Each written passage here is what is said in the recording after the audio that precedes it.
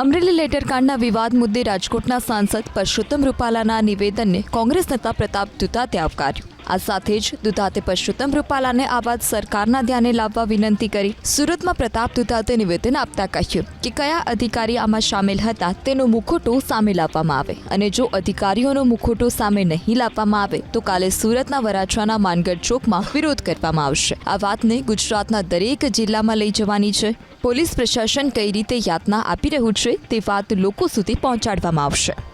ફરી વખત ગુજરાતની અંદર કોઈ બહેન દીકરી ઉપર આ ટાઈપનો અત્યાચાર ન થાય એનો દાખલો બેસાડવા માટે હું રૂપાલાજીને જ નિવેદન કરવાનું વિનંતી કરું છું કે આપ આપની સરકારને ધ્યાન ઉપર લાવો અને ડિસમિસ કરાવો પોલીસને કયો પદાધિકારી આમાં સામેલ હતો એનું મુખોટું સમાજ વચ્ચે લાવો। આથી વધારે અમારી કોઈ માંગ નથી। અમરેલી લેટરકાંડના વિવાદ મુદ્દે રાજકોટના સાંસદ પરસોત્તમ રૂપાલાના નિવેદનને કોંગ્રેસ નેતા પ્રતાપ દુધાતે આવકાર્યું।